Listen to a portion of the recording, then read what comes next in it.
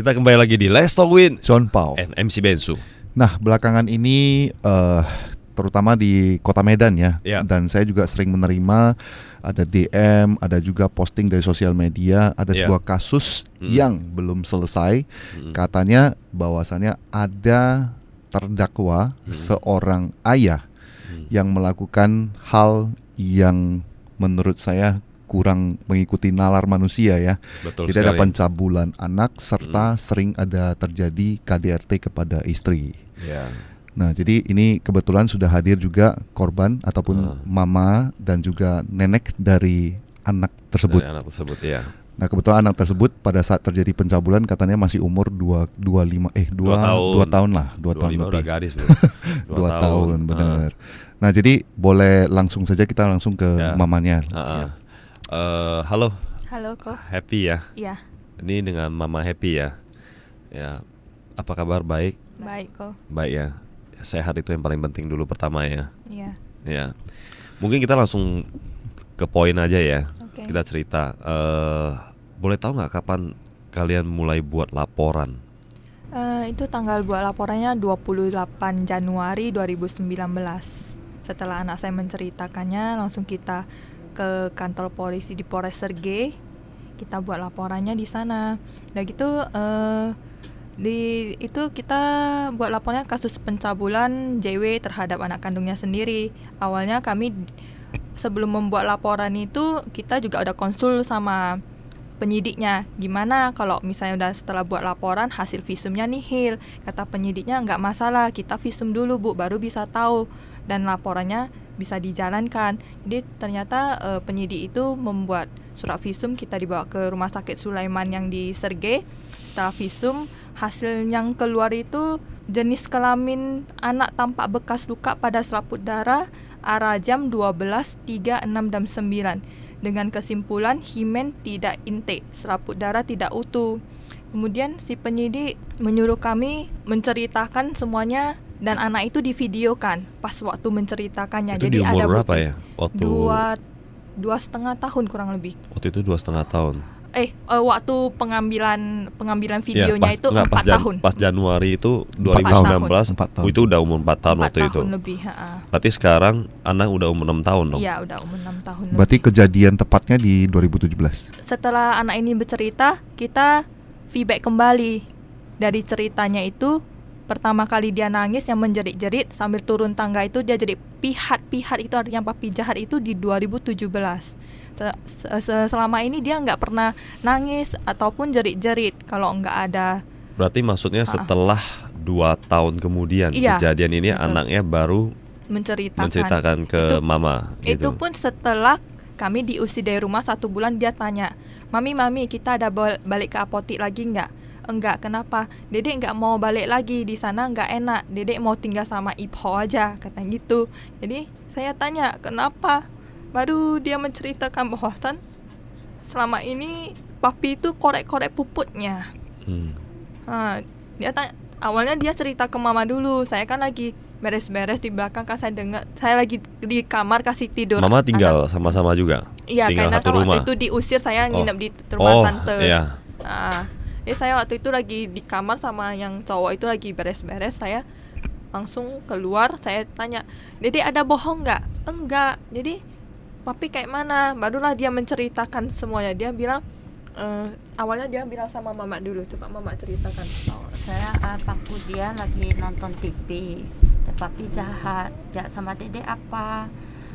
Malu puput, dia bilang. Puput memang diapain? Papi bilang nggak boleh ngomong sama orang lain, puput itu malu. Saya bilang, kenapa memang puput? Coba Dedek ngomong. Nggak boleh, kan sekarang nggak ada papi, gue bilang. Ngomong aja Dedek. Dia langsung ngomong. Papi bilang nggak boleh ngomong, malu. Papi korek-korek puput. Saya langsung shock, saya jerit-jerit, saya nangis, saya nggak bisa ngapa-ngapain. Terus mamanya keluar dari kamar, tanya, bohong nggak? Enggak. Adik saya dari belakang lagi masak keluar. Itu malam jam 8. Bohong enggak. Saya shock, saya nggak bisa bangun, kayak badan kayak nggak ada tulang. Itu 2 hari duduk nangis, nggak bisa ngapa-ngapain. Tanggal 24 malam dia ngomong, kita buat laporan tanggal 28. Karena saya kondisi nggak bisa keluar, nggak bisa ngapa-ngapain, shock benar.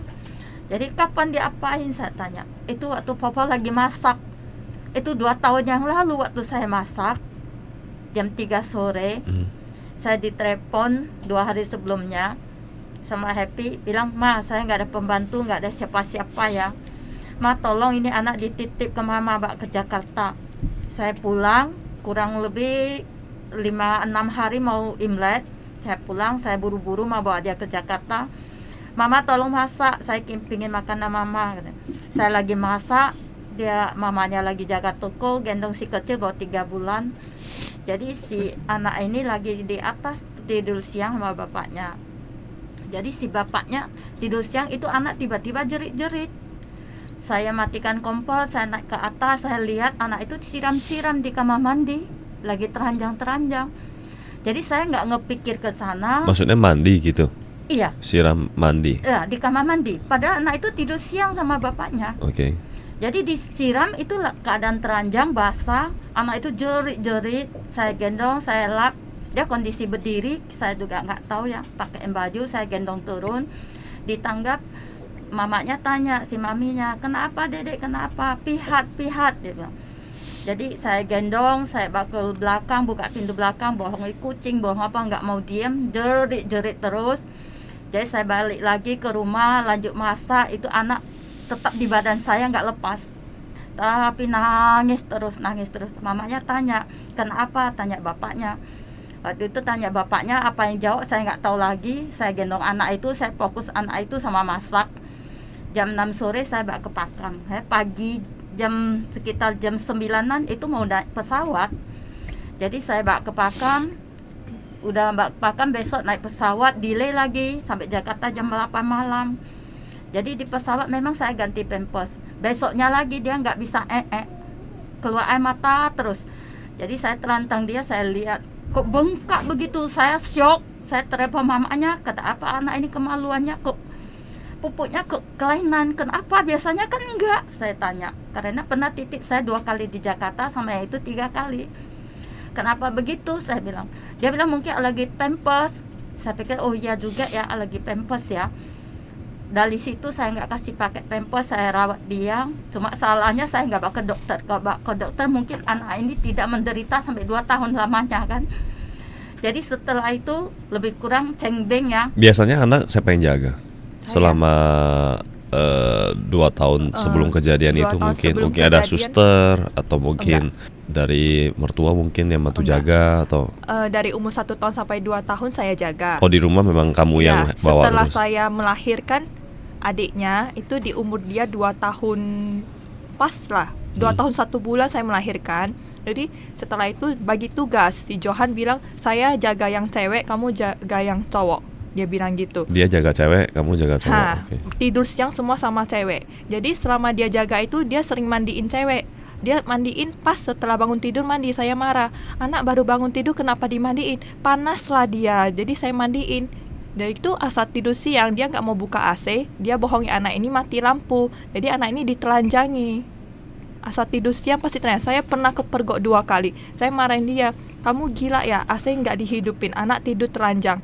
Lalu kan saya pakaikan celana dalam sama anak saya tutupi selimut. Waktu itu saya buru-buru karena di bawah ada pelanggan. Saya lagi ambil uang receh untuk balik di kamar. Jadi 2 kali saya pergok gitu. Cuma saya nggak curiga. Dia hanya bilang mau hemat uang listrik. Jadi alasannya enggak buka AC dan bohongi anak itu mati lampu. Dan sewaktu anak ini jerit-jerit turun dari tangga, saya tanya, "Kenapa dedek?" Katanya, "Pipis." Ya kan ada pampers. Iya pipis, apa pampersnya tembus? Jadi kan dia nggak mau jawab. Dia ngerokok di luar, saya naik ke atas, saya cek, pampersnya kering. Udah pampers kering, tempat tidurnya nggak ada yang basah. Jadi saya tanya lagi, "Kenapa sih dedek nangis sampai gitu?" Langsung dia nggak mau hiraukan, dia alihkan perhatian jualan ke pelanggan. Udah gitu kan mama lah siap masak. Saya suruh dia makan dulu udah siap masak. Nanti aja, dia bilang gitu. Mukanya udah beda, udah pucat. Jadi saya pun nggak kepikiran ya anak nangis karena gitu ya. Saya kan masih urus yang baby. Saya kan lagi gendong baby. Saya sambil urus gendong yang baby itu sambil jualan juga. di sana loh. Berarti kejadiannya berulang-ulang lah ya ceritanya. Menurut anak saya setiap tidur siang dan malam. Karena kan kami di kamar itu ada 2 spring bed. Dia itu selalu mau anak ceweknya tidur sama dia 1 spring bed, saya sama anak cowok. Karena katanya kalau anak cowok tidur sama dia nggak bisa tidur nyenyak, asik nangis, alasannya itu. Bentar-bentar bangun, itulah alasannya. Jadi ceritanya laporan ini udah sampai mana sekarang?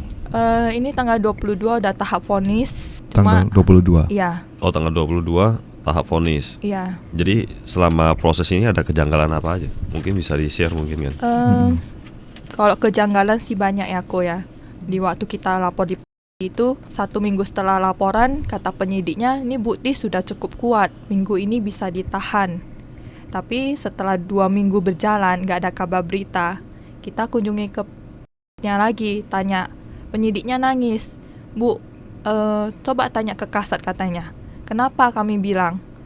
Ibu tanya ke Pak Kasat. Pak Kasatnya ibaratnya enggak kasih dia untuk tahan gitu. Jadi dia pun nangis. Dia kan seorang cewek juga.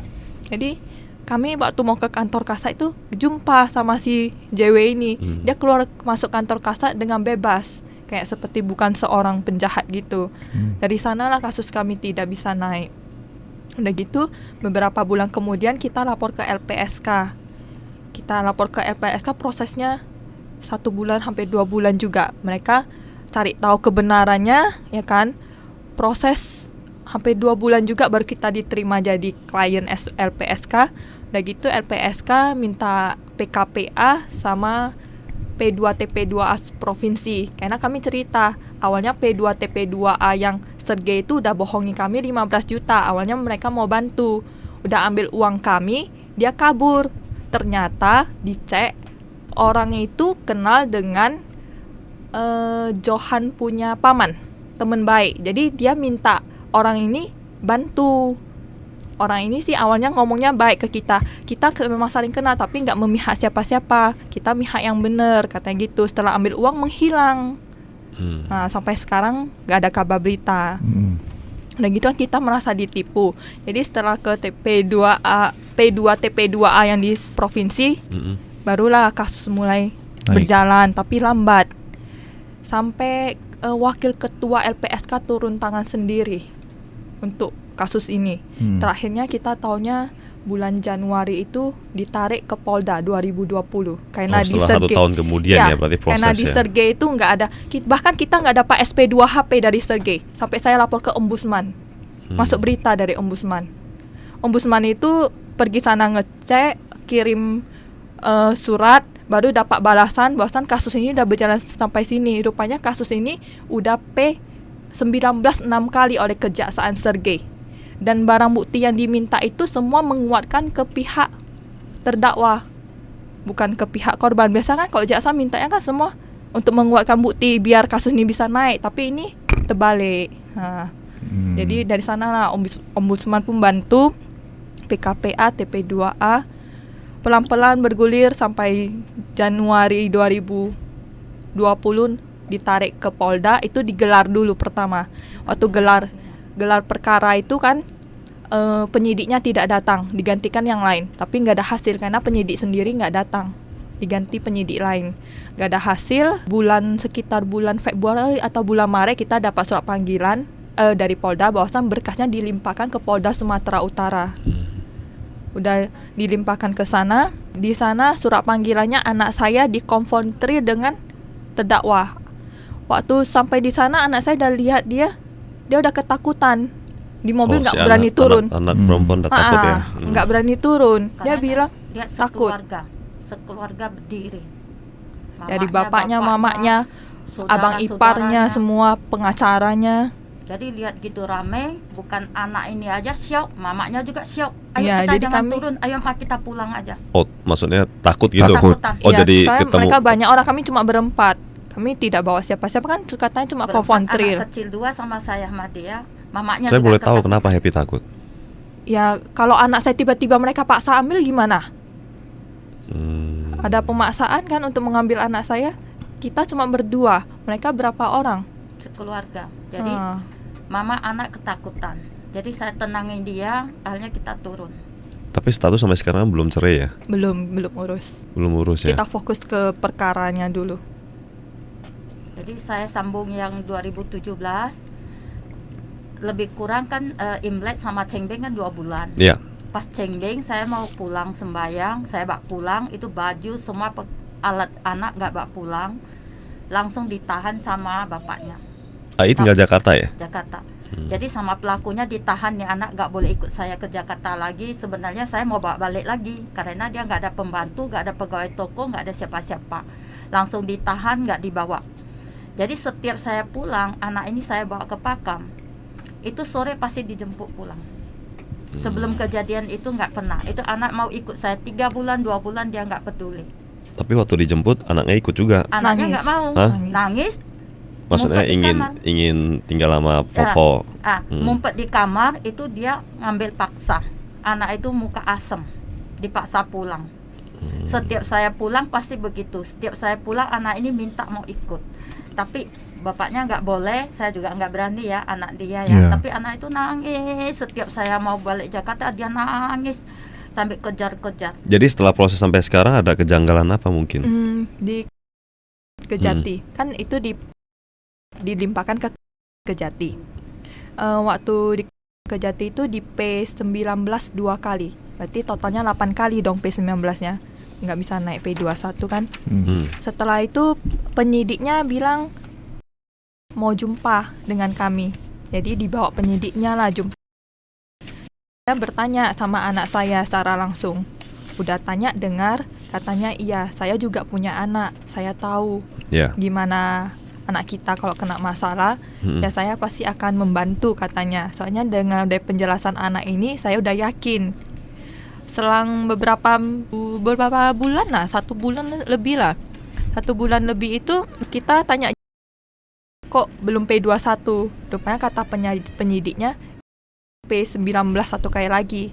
Alasannya tempat dan waktu kejadian itu enggak jelas. Dari awal BAP kan kita udah bilang kejadiannya di Perbongan, di apotik, di rumah, ya kan. Tanggal waktunya itulah pas seperti yang kamu bilang juga kan. Lebih. Maksudnya tadi kamu bilang buktinya udah kuat dan sebagainya tadi ya. Jadi kan itu ditanya lagi, saya bilang itu semua dari BAP dari awal udah ada, tapi kenapa ditanya lagi? Terakhir PKPA menyurati ke Kajati. Kami diundang itu sekitar bulan Juli. Jadi kami pun ditemani sama PKPA, TP2A Provinsi Sumut kan, ditemani ke sana, mereka dilarang masuk. Kita aja berempat masuk. Dan itu ada JPU lain yang jadi saksi masuk juga. Setelah ditanyakan ke anak saya ngomong semua, kasih videonya langsung, nah ini saya yakin bahwasan memang kasus ini terjadi, anak ini ngomong nggak mungkin bohong, kasih videonya. Oh maksudnya anaknya di videoin? Anak saya ditanya lah. Jadi kan dia langsung bilang, ini saya yakin, saya kalau gini berani P21. Jadi jaksa yang nggak P21 itu mukanya langsung pucat waktu itu, dia salah tingkah. Jadi salah tingkah. Jadi kasih pidum ini bilang, yaudah kan ada jaksi JPU lain itu. Bu, gimana pendapat ibu? Ya berani P21 katanya gitu kan. 2 ibu-ibu itu jawab berani P21. Jadi oke, saya kasih P21. Dia langsung bilang ke jaksa yang nangani ini, minggu ini selesaikan berkas langsung P21. Bisa kan langsung ditahan? Dia bilang iya bisa pak. Tapi nyatanya setelah 1 bulan lebih kita dapat laporan dari bahasan kasusnya ada dilimpahkan P21 di Depolda Sumut, kasusnya itu udah dilimpahkan di P21. Jadi kita tanya ke kita telepon, Pak, gimana kasusnya udah dilimpahkan, tersangka ditahan nggak? Jadi dia ngomong apa, Mak? Mama yang tahu. Saya telepon, dia marah-marah. Maksud ibu apa? Saya cuma tanya, Pak, saya nggak ngerti hukum. Itu terdakwanya ditahan nggak? Ibu ke perintah saya. Ibu nggak perlu perintah saya. Ini itu marah lebar panjang. Saya juga, Pak, ini kan Bapak membela korban. Pak, saya nggak bela siapa-siapa. Saya menegakkan hukum. Pak, setahu saya itu bela korban. Bapak sekolah jaksa nggak? Saya bilang saya nggak tahu hukum, tapi saya nggak sekolah. Saya tahunya bela korban. Saya nggak bela siapa-siapa. Ini saya rekam ya Ibu ya, saya rekam. Ya silakan direkam Pak. Saya bilang, saya juga rekam Bapak. Saya bilang gitu. Terus dia marah-marah, nggak jelas, tutup telepon. Jadi setiap kita mau tahu informasi dari susah. Nah, udah gitu dia bilang gini, mau ganti pasalnya lagi. Belum tahu kan ditanya waktu sidang kapan kira-kira Pak? Belum, karena ada pasal yang mau kita ganti. Jadi kan kita bilang jangan Pak, itu kan dari awal udah begitu, pasalnya udah pas, itu udah cocok ya kan. Dan itu kan setelah tutup telepon dia bilang jangan mengintimidasi saya ya. Dia bilang kita mengintimidasi dia. Udah gitu udah dia marah, dia tutup telepon. Saya kirim melalui WA. Pasal-pasalnya yang ditentukan dari BAP itu kan, saya kirim langsung. Dia telepon marah balik lagi, jangan terlalu diintimidasi. Kita juga nggak ngerti mau pasal yang berat diganti ke ringan kan, kita juga nggak tahu ya kan, tapi syukurlah dia nggak menggantinya. Ya. Jadi intinya dia udah, setelah kasus ini udah P21 namun tetap tidak ditahan lah. Ya, tidak ditahan. Begitu siangnya P21, sore si terdakwa sama mamanya datang ke Medan, ke saudara-saudara kita semua minta tolong. Minta tolong untuk?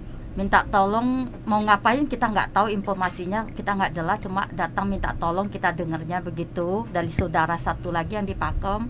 Besoknya pagi langsung ke saudara yang Pakem, langsung minta tolong suruh antar ke rumah, mau jemput 3 pulang. Jadi, maksudnya jemput istri anaknya pulang. Jadi saudara yang di Pakam adalah saudara Papa Happy.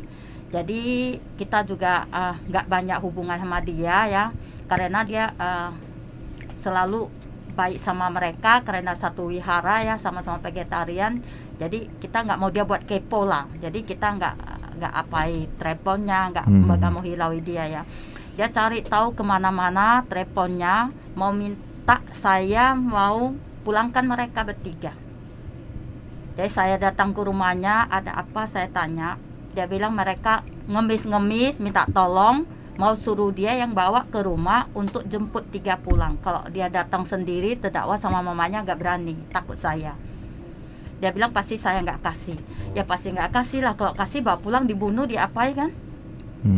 Kan kasusnya udah sampai begitu. Udah gitu kan kok, P19 ini asal di tangan nggak bakalan P21. Hanya kasih Pidum yang kasih P21, bukan. Ada kemungkinan juga nggak dia, mungkin JW juga mungkin ada bukti kuat bahwa dia tidak bersalah, bisa ada mungkin kayak gitu juga nggak? Dia ada saksi. Karena kan ini kan semua kan dari Happy gitu kan, dari pihak JW ini kan, mungkin dia juga pasti kan ada saksi atau membuktikan bahwa dia ya tidak seperti yang kamu bilang juga, mungkin ya, mungkin kita nggak tahu sih. Dia ada bawa saksi, tapi anehnya saksinya kan nggak tinggal satu rumah. Apa tahu kejadian sebenarnya? Saksinya cuma bilang mereka keluarga bahagia, harmonis, tiap minggu jalan-jalan, ada foto bareng bersama. Jadi kalau nggak harmonis kita berantem di foto bareng, gimana menurut Koko? Mungkin masih ada menurut Happy kejadian-kejadian aneh lagi nggak? Kira-kira yang mungkin bisa disampaikan, kejanggalan yang ingin disampaikan mungkin di pengadilan atau sebagainya, mungkin kan? Ini kan di pengadilan Serampa kan, perkara ini kan dilimpahkan ke sana. Nah gitu kan, awalnya kita minta nomor telepon dari Kejati itu, dari JP Kejati nggak dikasih. Jadi saya langsung cari JPU-nya itu nggak jumpa juga. Jadi kapan sidang kita nggak tahu. Jadi saya langsung ke pengadilan.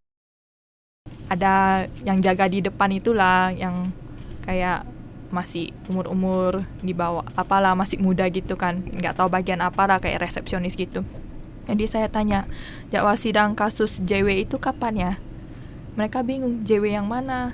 Jadi temennya ada yang bilang, oh yang itu yang baru dilimpahkan yang. Jadi kan saya tanya, kapan sidangnya? Jadi dia udah masuk ke dalam, dia keluar lagi bawa berkasnya. Dia bilang gini, Bu, sudah baca berkasnya. Dianggap ini enggak penting karena pelakunya enggak ditahan oleh. Jadi kami singkirkan dulu, maksudnya ada kasus lain dulu yang dinaikkan. Jadi saya bilang, gimana maksudnya enggak penting? Ini masalah pencabulan loh, selama 2 tahun kami berjuang. Kalian bilang ini pencabulan enggak penting. Saya merepek juga di sana kan. Kemudian ada yang keluar dari dalam, suruh bawa saya masuk ketemu bagian atasannya. Jadi saya jumpa, saya cerita semua dari awal. Pak, kami dari kepolisian dari sini udah dibuat susah. Kenapa saya pingin kasus ini cepet-cepet selesai, cepet-cepet sidang masih dipersulit ya? Kenapa? Jadi saya cerita. Jadi Bapak itu bilang oke, nanti saya pelajari. Dalam waktu 7 hari ini saya kabari ibu kasusnya kapan sidang. Ternyata benar, Bapak itu bantu sih. Dia pelajari awal Oktober itu udah mulai sidang. Cuma jadwal sidang untuk acara yang pertama itu kita nggak dikasih tahu. Tak taunya kita tanggal 27 Oktober udah diundang sebagai saksi. Itu juga dari penyidik Polda. Dari pernah hubungi kita, nggak pernah kasih surat kita panggilan. Kita cari nomor teleponnya apa semua, nggak ada yang mau kasih. Udah kasih juga nggak mau ketemu kita. Jadi penyidik Polda WA, Bu, tanggal sekian-sekian bawa saksi semua ya. Itu di sidang. Jadi saya tanya saksinya siapa aja. Gak tahu, dia suruh bawa semua. Kita bawa semua. Akhirnya kita gak dapat ikut sidang hari itu juga. Yang disidangkan cuma korban sama mamanya aja. Udah gitu jadi pas gak ada surat panggilan.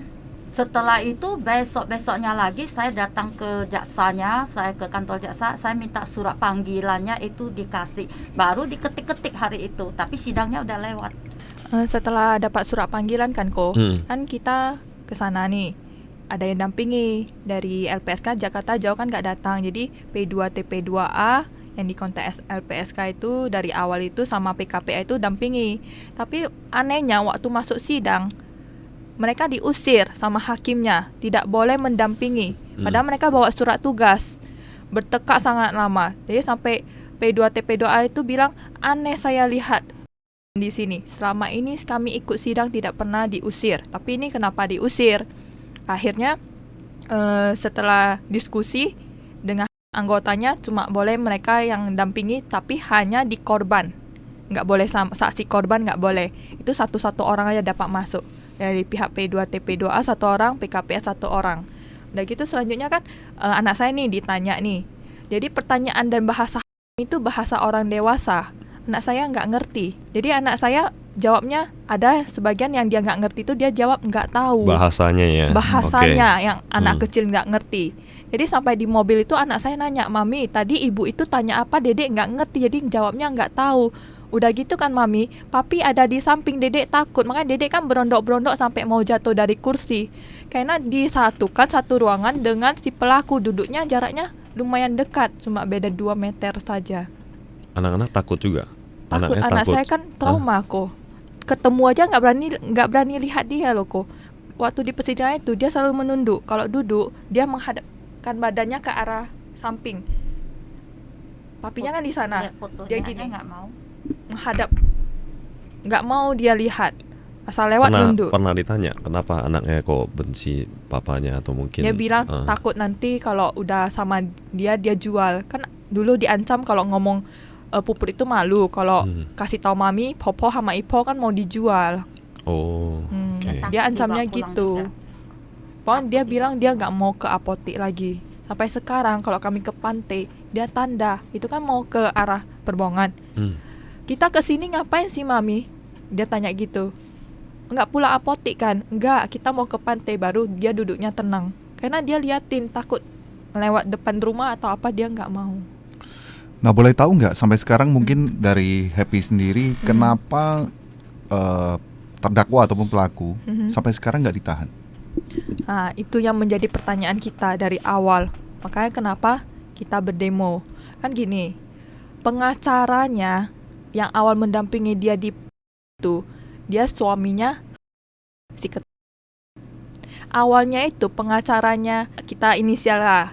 Ika ini nawari kita. Dia satu sisi ini pelindungan anak, nawari kita dengan sejumlah biaya besar. Kita bilang kita nggak sanggup selama 2-3 minggu dia terus kejar-kejar kita. Jadi kita bilang kita nggak sanggup. Padahal dia dari anggota pelindungan anak tapi mau jadi kuasa hukum kita. Kan biasanya kok pelindungan anak itu gratis kan. Udah gitu kita bilang nggak ada dana, nggak sanggup. Dia balik ke pelaku, cari pelaku. Kan dia udah tahu pelakunya si ini kan kita ceritakan. 1 bulan gitu langsung masuk berita, ditepis Jadi dia yang jadi benar. PH-nya. Jadi kenapa kita tahu ini istrinya? Karena dia ngomong sendiri, Bu, ibu pasti menang kok saya yang pegang. Karena istri saya di sana. Ibu ada uang berapa banyak? Dia tanya gitu. Kan kita udah tanda tanya kan. Jadi itu nanyanya telepon.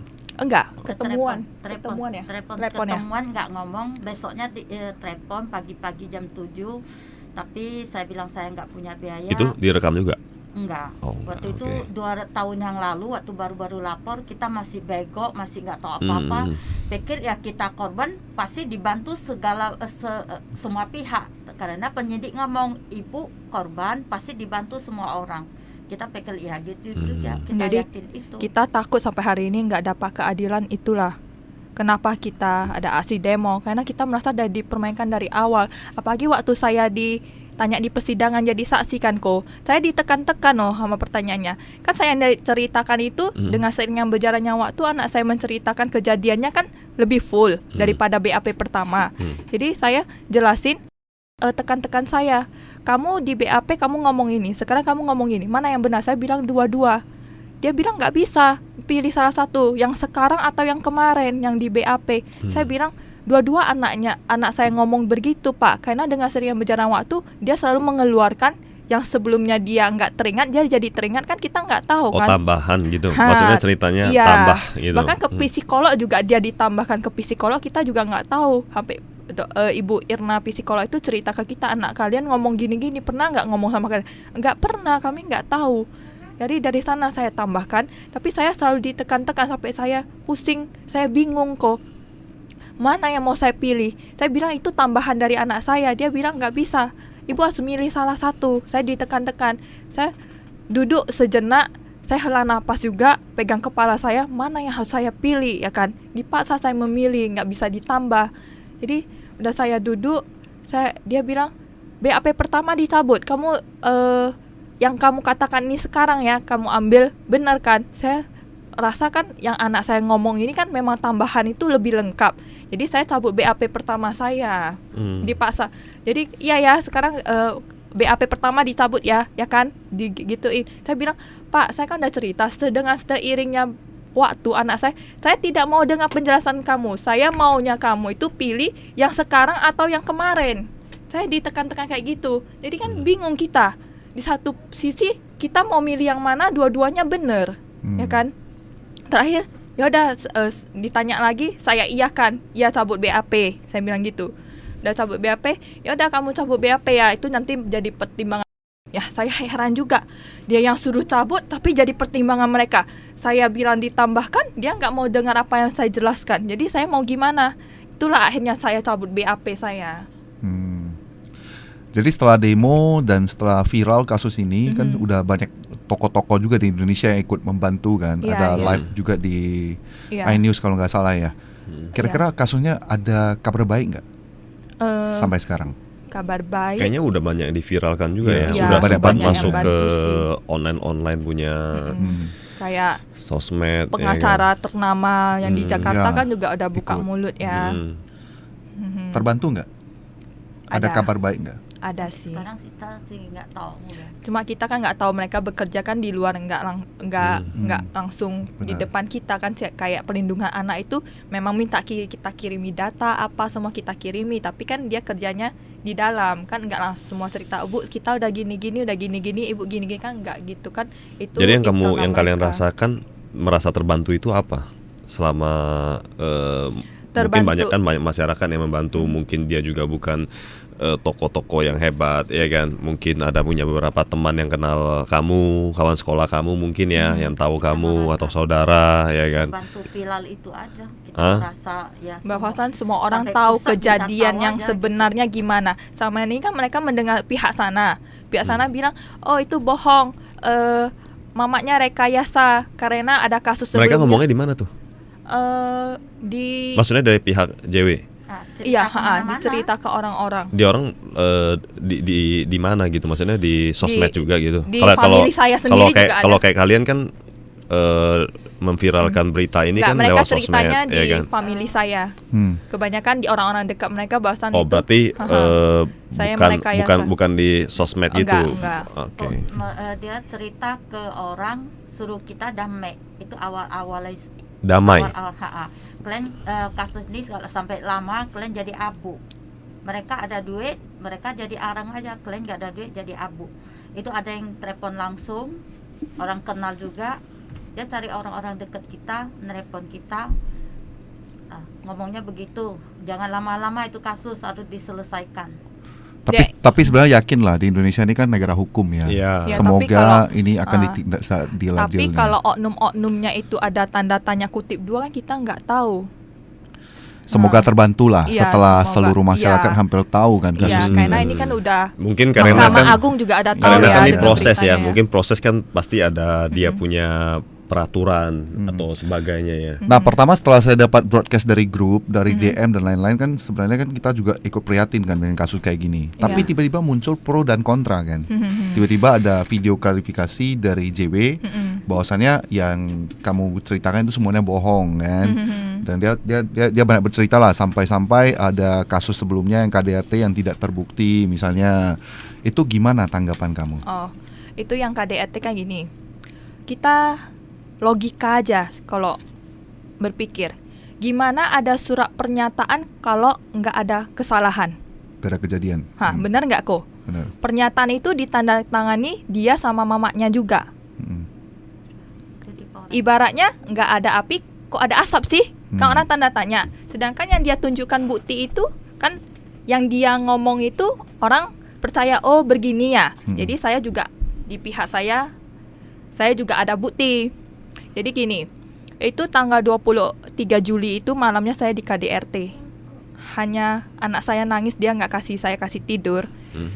Jadi yang cewek ini minta masak, dia makan. Saya lagi masak.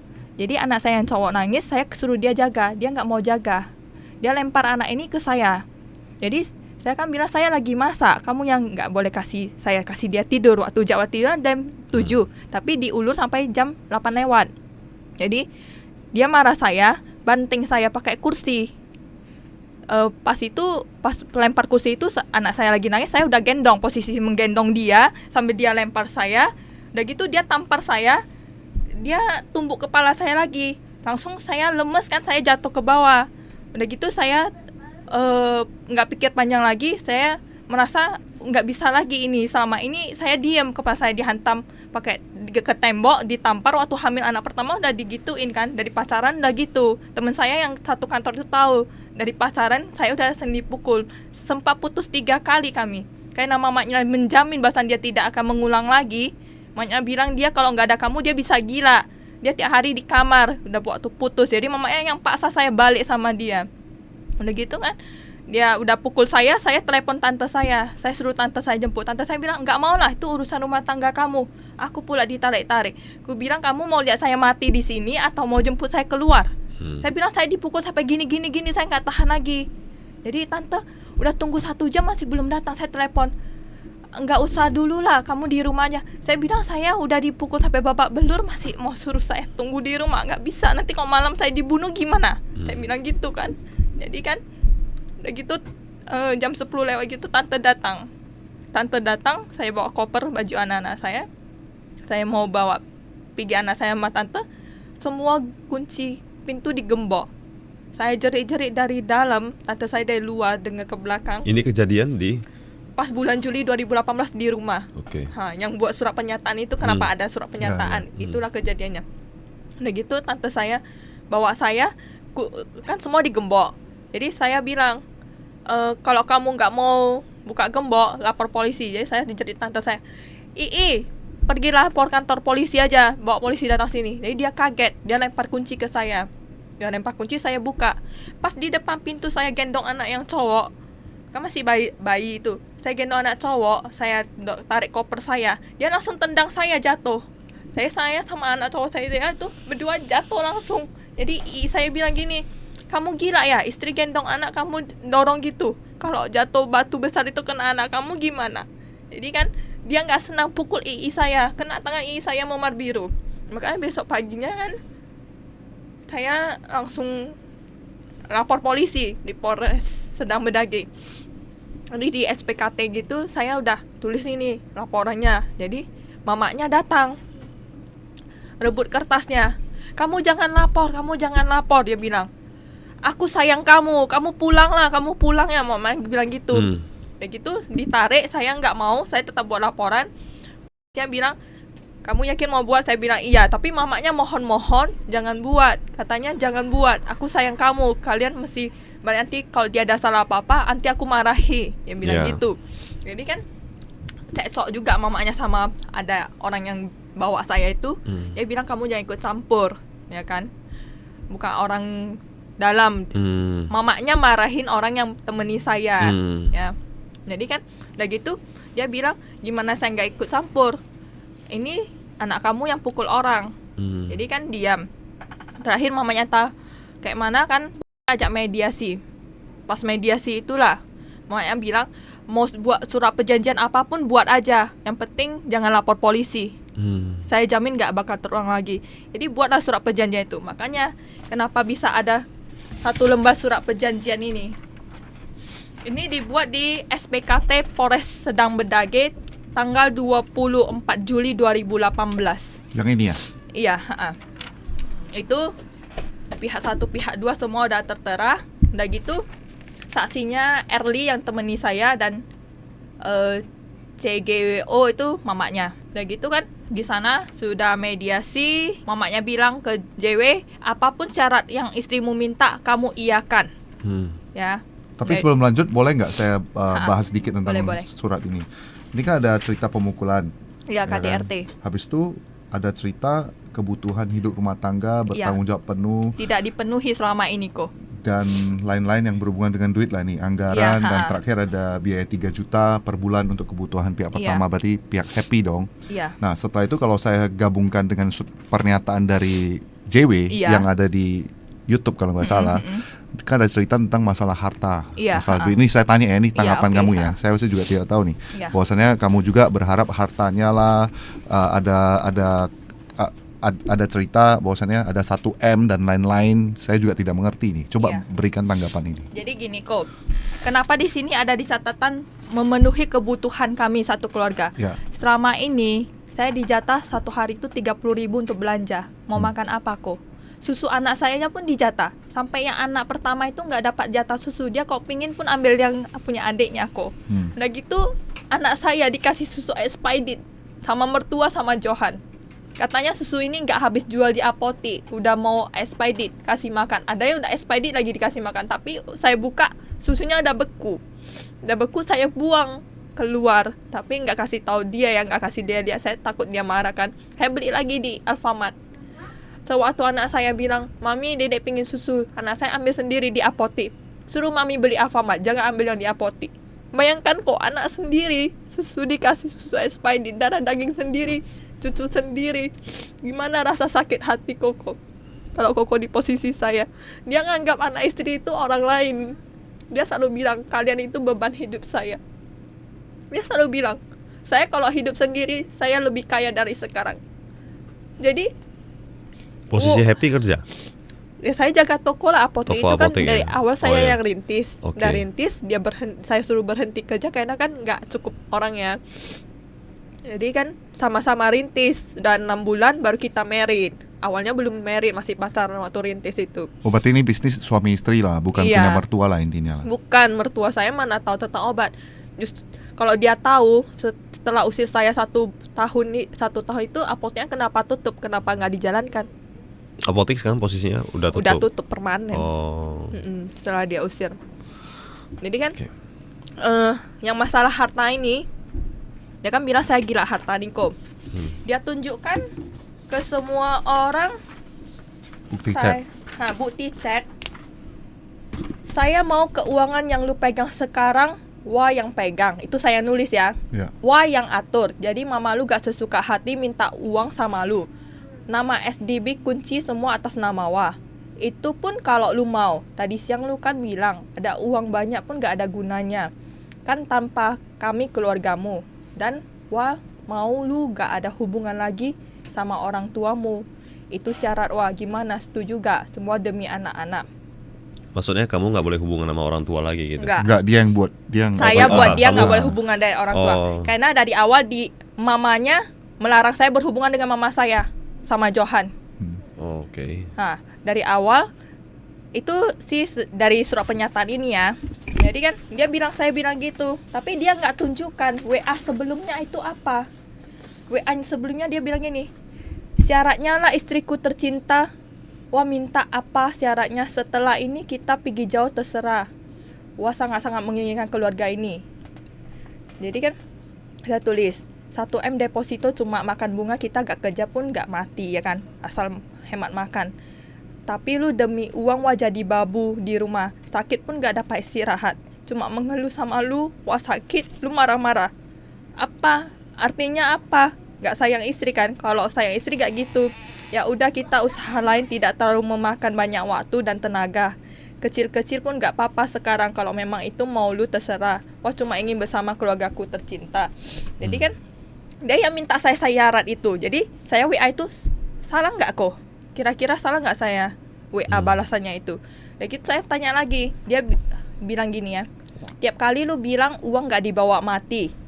Wah, cuma satu target. Dia yang bilang, saya kan selalu ngomong sama dia, uang gak dibawa mati, uang gak dibawa mati. Anak istri itu mau makan apa kasih kan gitu. Dia kan hematnya minta ampun. Saya kasih pengemis 2.000 perak kok, saya kena maki-maki kok. Jadi dia bilang tiap kali lu bilang uang itu gak dibawa mati. Jadi dia bilang saya sendiri yang menyatakan ke dia itu uang gak dibawa mati. Tapi kenapa dia bilang saya gila harta? Saya pun aneh. Itu saya ada tanya dia kemarin, lu jawab dulu, lu rasa wah ada gila harta gak? Jadi dia jawab, gak lah, mana ada, ini bukti WA-nya. Jadi kenapa ini dia gak tunjukkan? Kenapa tunjukkan yang dia minta syarat itu, tapi 1M itu? Enggak, bukan 1M. 1M itu kan yang deposito, kalau kita makan bunganya kan cukup. Syarat saya kan ini yang saya mau pegang semua keuangan. Itu kan di sini dia ada hapusnya loh kok. Itu dia masih masa minta syarat apa dia akan penuhi. Ini dihapusnya. Tak taunya udah jawaban saya. Otomatis kan dia mengelak. Iya, saya ada baca sih. Ini kan pertanyaan dia, minta syarat lagi ke saya. Dia ulang-ulang minta syarat itu, bukan sekali 2 kali.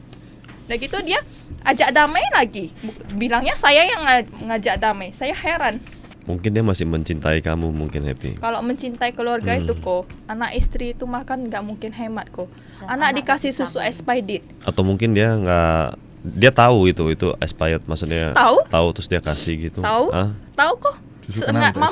Mamanya telepon saya tiap hari. Itu susu 1 bulan lagi kadaluarsa, buka kasih anakmu minum. Saya bilang, mak lu gila ya. Tapi susu. belum kadaluarsa kan. Tapi kan udah beku dia di dalam. Susu kalau 3 bulan itu udah nggak boleh konsumsi. Dia apa kayak masuk angin juga bisa beku. Dia kan? kalau udah 3 bulan dia beku, nggak boleh konsumsi lagi. Kalau susu memang gitu.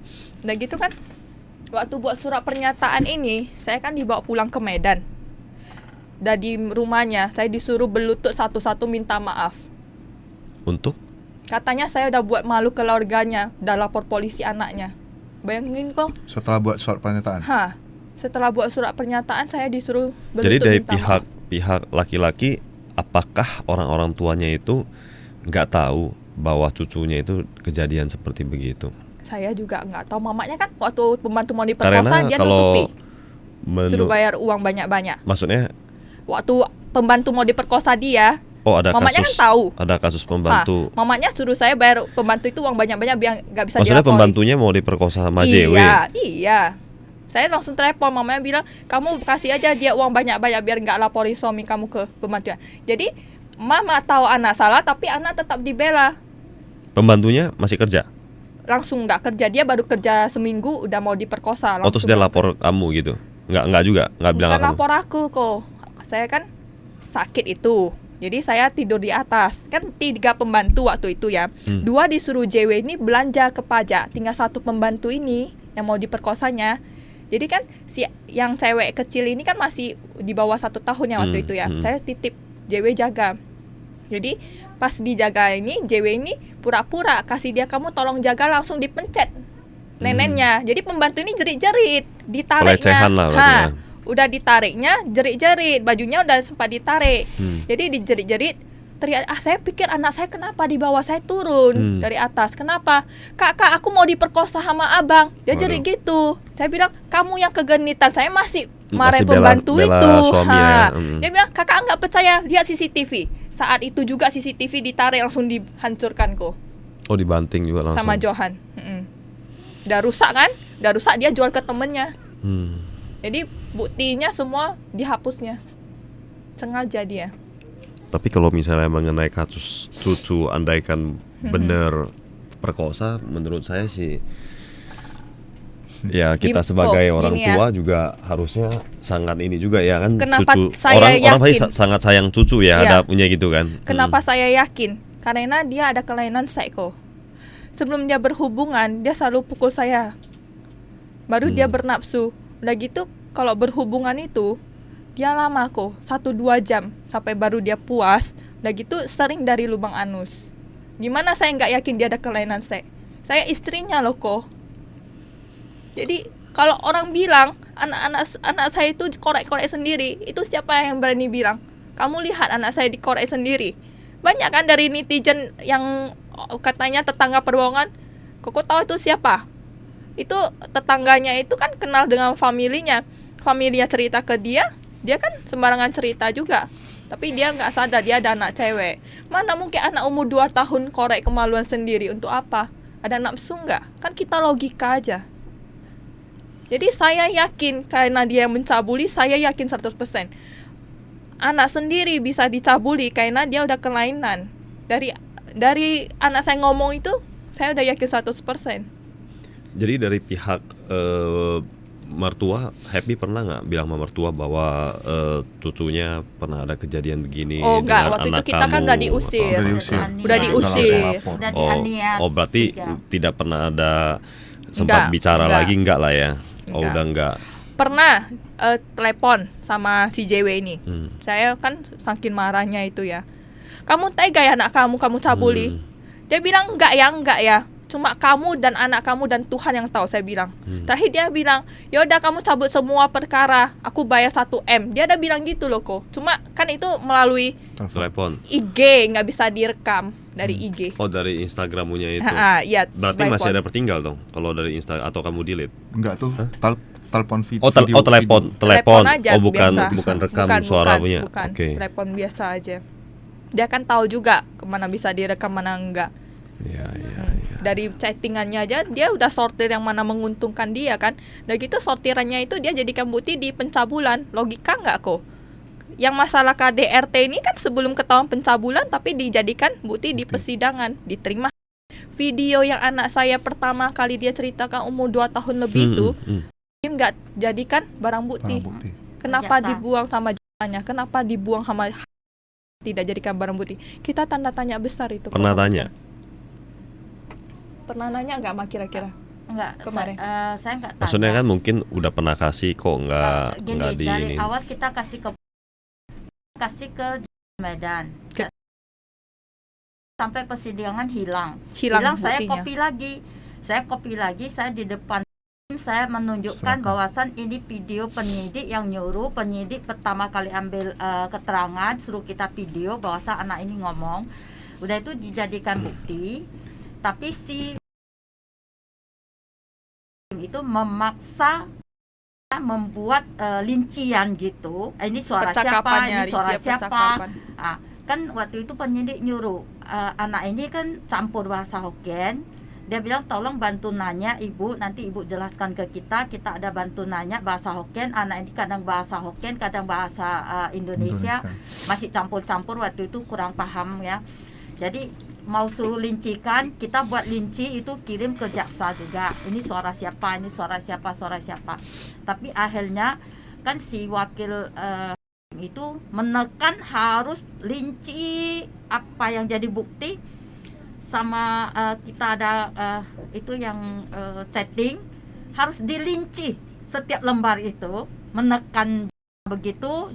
Mungkin nggak sanggup mengerjakan gitu.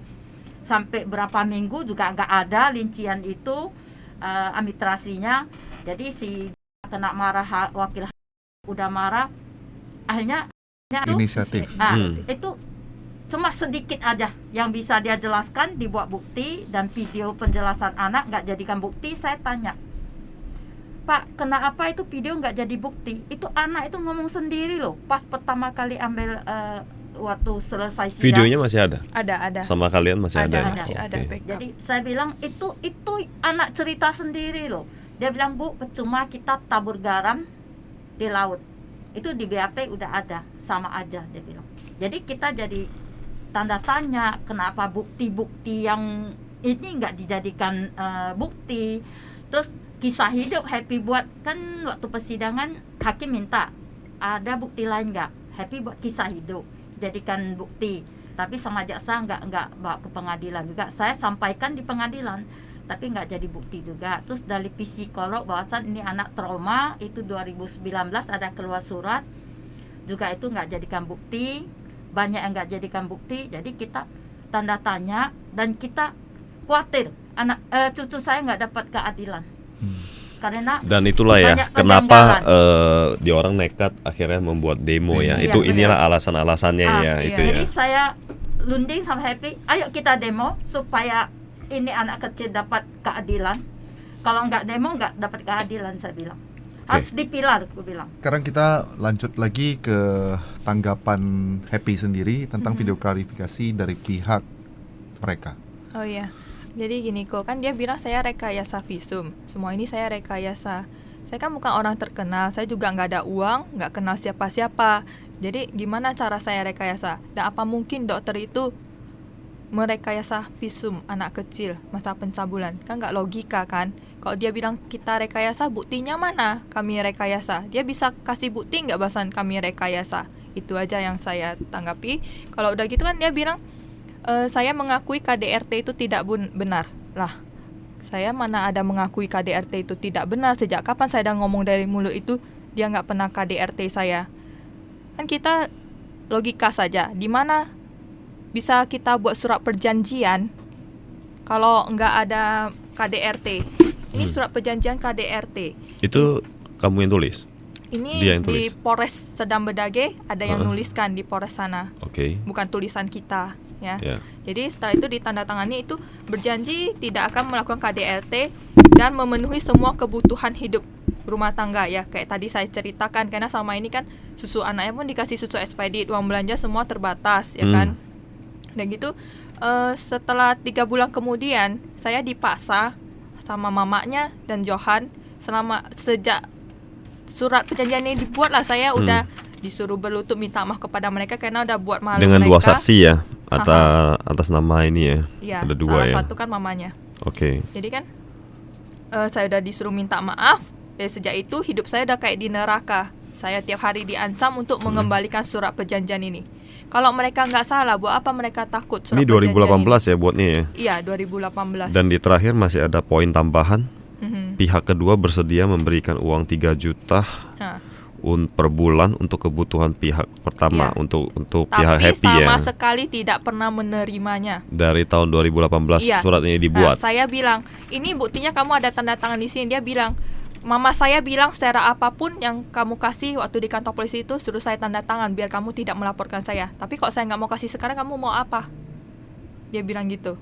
Dia malah mengancam saya balik, dan dia menyuruh saya membatalkan surat perjanjian ini.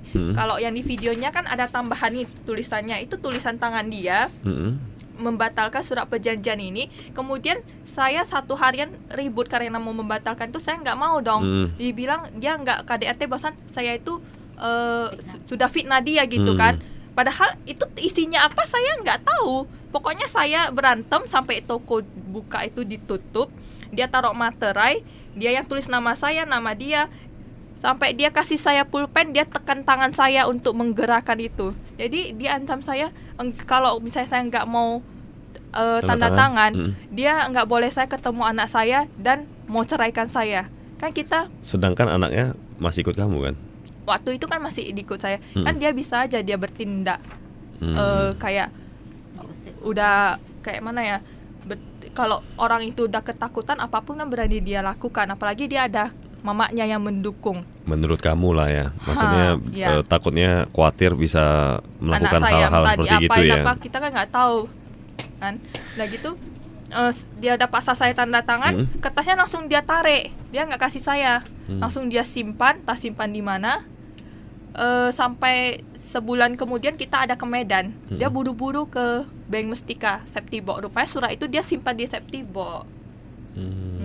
Kamu kok tahu dia buru-buru ke Bank Mestika, maksudnya gimana tuh? Dia tanya saya, kan itu mau rencana buat paspor, kamu mau ambil data apa aja buat paspor, katanya gitu. Jadi kan selama ini kan dia simpan surat itu di satu tempat itu kan, saya tahu kuncinya kan dia selalu pegang, ya kan, tiba-tiba kok menghilang kuncinya, udah diletakkan, berarti kan surat itu udah dibawa ke Mestika, memang nyatanya dia simpan di Bank Mestika. Dan ditampilkan di video klarifikasi lah.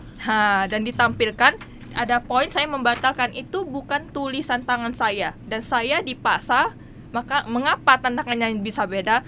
Tanda tangan asli saya yang di Telegram yang sekarang udah di forward sama resep nenek moyang itu semua ada yang asli, ada 3 ya kan, itu tanda tangan berkas saya yang saya kasih ke entah kirim surat atau apa kan, dengan tanda tangan itu. Maka yang dinyatakan kenapa tanda tangan itu palsu, karena tidak mirip, karena saya dipegang tangannya. Kalau betul-betul saya sadar sendiri, nggak mungkin tanda tangan saya kayak beda. Gitu, sangat beda jauh. Boleh dicek itu tanda tangannya asli, tanda tangan saya tahu palsu. Boleh dibawa ke notaris ke apa, cek, boleh. Isinya apa itu kita nggak tahu kok, karena dia yang tulis. Jadi pihak JW akan divonis di tanggal 22 ya? Ya, di tanggal 22 kok. Okay. Harapan kamu apa ini kita untuk kasus ini? Untuk mendapatkan keadilan, karena saya nggak mau kasus anak saya ini sama seperti kasus saya dulu, yang mau di penganiayaan itu, 3 pukul saya 1, saya masuk rumah sakit 5 hari 4 malam, tapi mereka hanya divonis 1 bulan. Saya tidak mau itu terjadi sama anak saya kok. 1 bulan masuk penjara? Tidak. Enggak ditahan juga, vonis 1 bulan tapi tidak ditahan, itu yang anehnya. Kenapa? Berarti itu gitu. Ada cerita kisah hidup happy dengan JW ya sebelum ini ya, sebelum kejadian yang pencabulan anak ini, maksudnya gitu kan? Ada. Berarti udah sering dipukul dong? Udah sejak pacaran udah kayak gitu. Kan sempat putus 3 kali juga. Tapi kan mamanya selalu bilang bakal kasih tahu anaknya bisa berubah lah, bisa maksudnya berubah gitu. Terus kalau misalnya dari AI sendiri mungkin ada berharap gimana gitu? Saya berharap hakim itu dari hati nuraninya untuk memvonis orang yang bersalah dengan seberat-beratnya. Oke. Semoga kasusnya cepat selesai ya. Betul. Semoga. Gitu kan, dia kan gini kok. Dia kan ada bilang perbuatan saya itu keji terhadap dia kan. Jadi perbuatan dia terhadap anak kandungnya sendiri apa nggak lebih keji dari manusia? Bukan manusia lagi kok. Dia bilang saya merekayasa, itu perbuatan yang keji. Saya tidak merekayasa, ini semua asli. Kalau menurut dia rekayasa, keluarkanlah buktinya. Kan gitu aja. Gimana saya merekayasa? Itu anak saya sendiri, saya ibu kandungnya.